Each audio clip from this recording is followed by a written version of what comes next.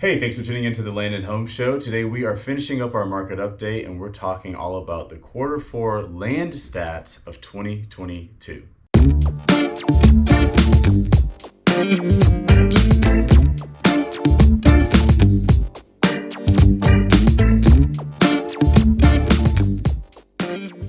Hi, I'm Stephen J.B. Davis, your land specialist and residential realtor here in Central Kentucky and beyond. And as I said, we're talking about quarter four 2022. We've done 3 videos, 2 on the home market, 1 on the land market. And so this is our final one about the land market. And every year I do a kind of a top 10, cheapest land, most expensive land, or I guess I did top 5 last year.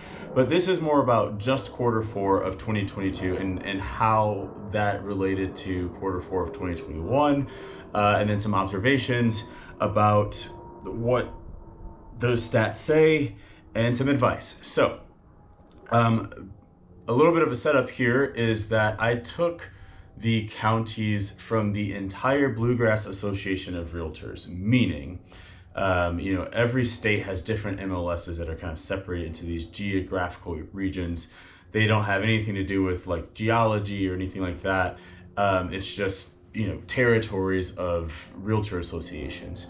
So I'm in the Bluegrass Association of Realtors, not to be confused with the Bluegrass region as a geological objective place. So I'm saying all that to say this data that we're talking about today encompasses 26 counties that are in the Bluegrass Association of Realtors, not necessarily the exclusive region of the Bluegrass, because I talk in terms of the Bluegrass region a lot, but this is the entire professional association of the Bluegrass Association of Realtors. And this is all vacant land, by the way. So we're not talking about land with a house. I did my best to remove all of those types of homes from the stats that I'm reporting. It also does not include horse farms, because horse farms are kind of like our beachfront properties here. You wouldn't buy a horse farm for recreational purposes of four-wheeling, because horse farms here cost $18 million. So in terms of highest and best use, a recreation of normal everyday things that people do, fishing, hiking, hunting, that's not generally financially feasible, which is one of the tenets for describing highest and best use. This land that I'm talking about at every acreage class is basically agricultural land, with the exception of horse farms, because that is an agricultural purpose, but everything after that, as well as recreational land and any other kind of vacant land, but not commercial either. I forgot about that. No commercial land, because commercial land is also kind of the beachfront property of land here, at least in terms of price. You'll look and find it to be 7 figures and 8 figures. So we're really talking about vacant land that has agricultural value or agricultural use that isn't a horse farm and otherwise just hasn't been used for something. And part of the reason why I'm keeping the other agricultural uses along with what may otherwise be a great recreational use is because, as we talked about with Emily last week, Emily Stamper from Rural First, a lot of people do end up buying that agricultural land, stuff that was used to grow crops or stuff that was used to raise cattle or something, and then they do use that for that recreational purpose. So they're paying that agricultural premium, or generally what is a premium. Every once in a while you'll get an agricultural price per acre and a recreational price per acre to be very similar, especially when you're talking about pasture land. But in any case, I'm digressing. The agricultural land is included in this vacant land reporting that I'm doing. So 26 counties as opposed to maybe the 17 that I normally include, but I just wanted to kind of have a broader spectrum of that central Kentucky, a little bit of eastern Kentucky information. And so with that, we will get started. I've separated everything into 4 acreage classes. There's the 15 to 29.9 acre category. That's kind of the threshold for what most people end up looking for, but often can't find. And then there's the 30 to 49.9 acre category, and that's kind of a weird no man's land on its own, because even though we'll talk about the stats, but it's not something, for a lot of people it's too much land, And then for other people, it's not enough. It's like this weird middle, whereas like less than 30 is really where at least most of you end up purchasing a property, and certainly many of my clients. And then there's the 50 to 100 acre class that we'll talk about, and then anything over 100 acres and what that looks like. Whew. All right, so 15 to 29.9 acres. This past quarter, 2022, there were 15 of those properties sold. An average of $88,000, a median of $72,500.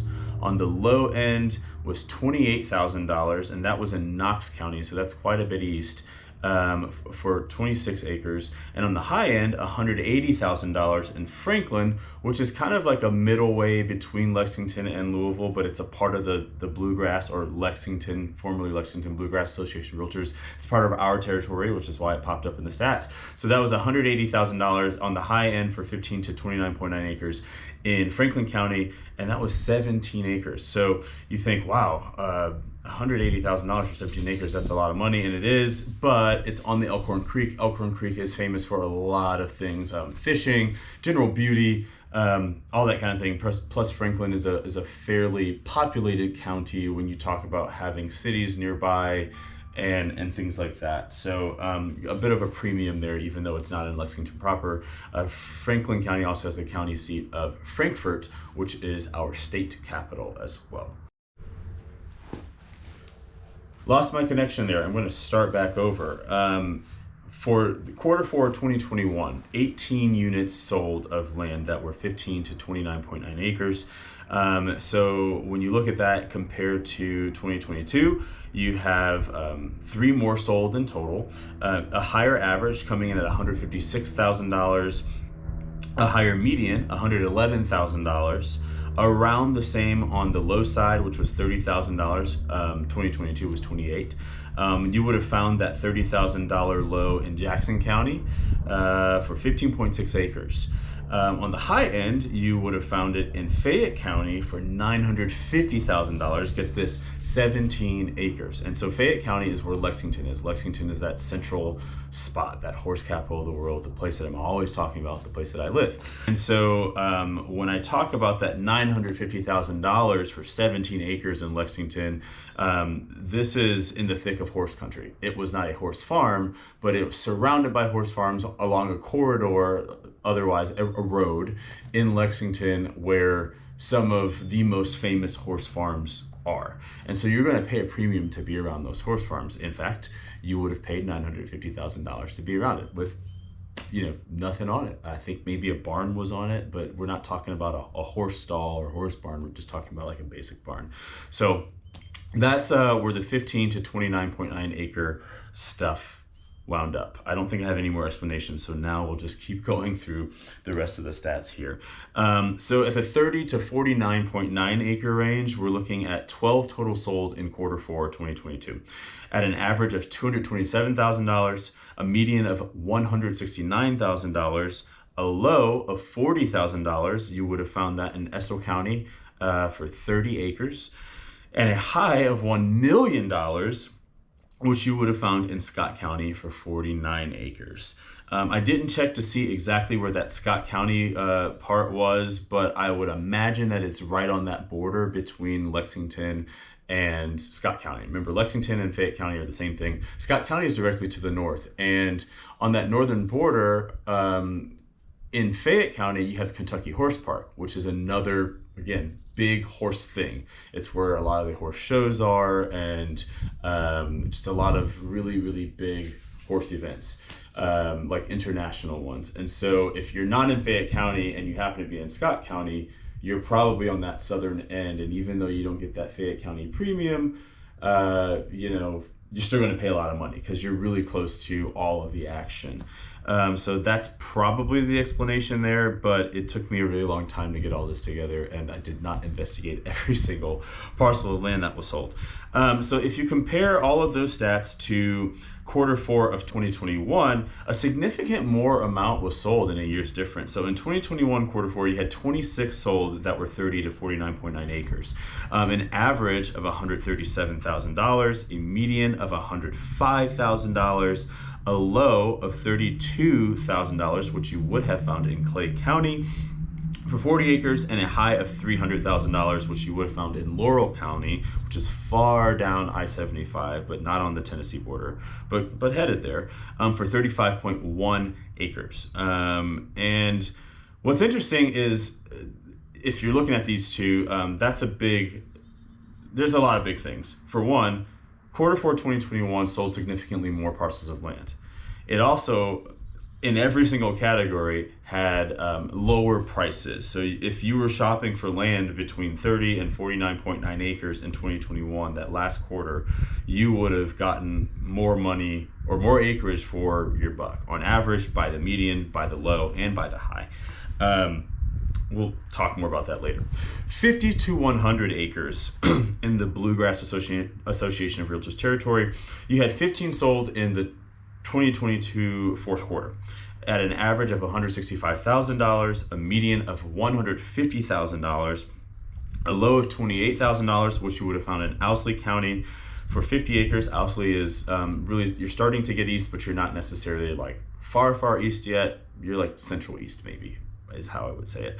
And then the high was $350,000 in Laurel County again, for 56 acres. So going straight down I-75 and really headed toward that southern part of Kentucky. If you compare that to the previous fourth quarter, so the fourth quarter of 2021, there were 3 more sold, 18 in total, coming in at an average of $167,000, a median of $132,500, a low of $35,000, which you would have found in Clay County, another sort of gateway. I would call it Eastern Kentucky, but it's like the western part of Eastern Kentucky. So that was Clay County for 75 acres at that $35,000, and then a high of $417,000 in Bourbon County for 92 acres. Okay, and so between fourth quarter 2021, fourth quarter 2022, not a whole lot of difference. There's difference, but not a whole lot. I mean, the averages are $2,000 difference. The medians are, I'm going to do mental math again, which is super embarrassing. I want to say $17,500 difference. Nothing to like write off, but nothing major. Certainly not like we saw with the previous acreage class. In the low side, you've got a difference of $7,000, and on the high side, you do have a gap of $67,000, but you know, if you start dividing that into price per acre and all that kind of stuff, it's not really super crazy. In fact, the $417,000 high comes in at a lower price per acre because it's about 92 acres. And then the quarter for 2022 coming at $350,000 as the high was 56 acres. So, you know, a better deal price per acre, price per unit on that 2021 fourth quarter. And then everything over 100 acres is our last section here. And so we had 13 sold in Q4 of 2022, coming in at an average of $390,000, a median of $346,000, a low of $121,000, which you would have found in Knox County, again, pretty far east, for 200 acres, and then a high of $957,000, again, with Bourbon County making that appearance. That was for 220 acres.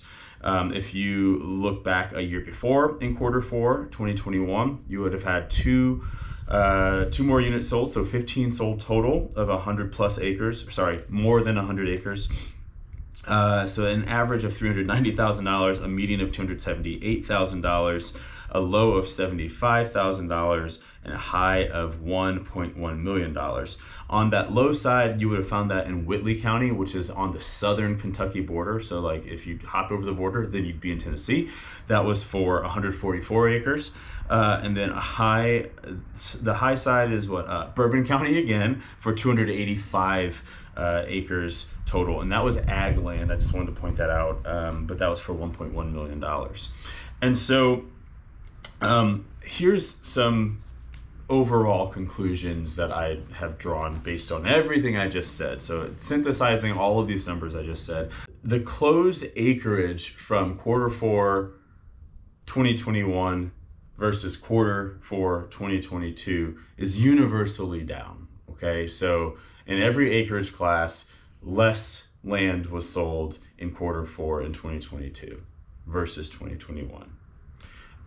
If you look at the biggest drop, like biggest differences in all of the acreage classes, that would be the 30 to 49.9 acreage class. And so, you know, in 2022, 2022 Q4, 12 sold. In 2021 Q4, 26 sold. The biggest price break, meaning best bang for your buck, or what you would have got on average one quarter in 2021 versus 2022.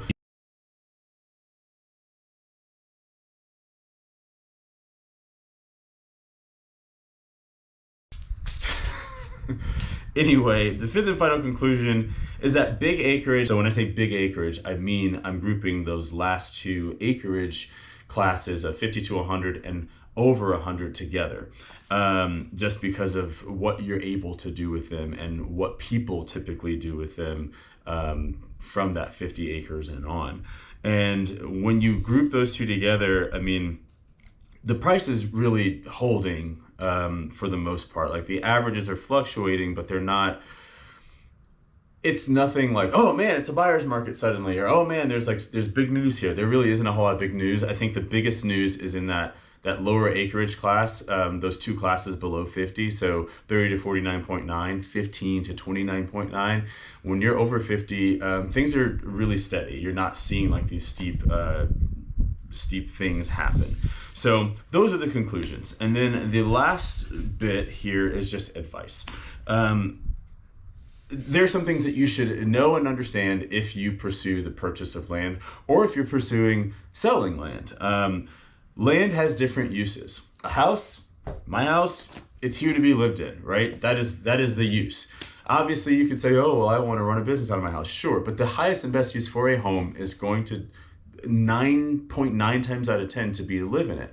On land, you can do a whole lot of things with land, depending on where it is, depending on the topography, all of that stuff. I talk about it a lot, and I won't stop talking about it because, again, new people, and then sometimes you just need to hear it more than once. But because it has different uses, and because its highest and best use may not be your intended use, you may see a big difference between what you're willing to pay or what you're wanting for your land and what the market says it's worth.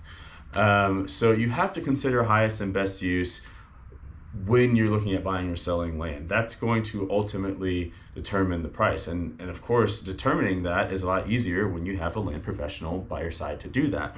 One of the things that I truly believe and have seen around here is just a lot of really high prices for land that doesn't necessarily command that price. I've seen land sitting on the market a lot longer than it used to, whereas houses, they're sitting on the market about as long as they used to when it was like 2018, 2019. So homes, very much a seller's market. Land, it's weird. It depends on where it is. It depends on the amount of acreage, highest and best use. But I think that there are opportunities out there to maybe have a deal with those variables that I just mentioned considered.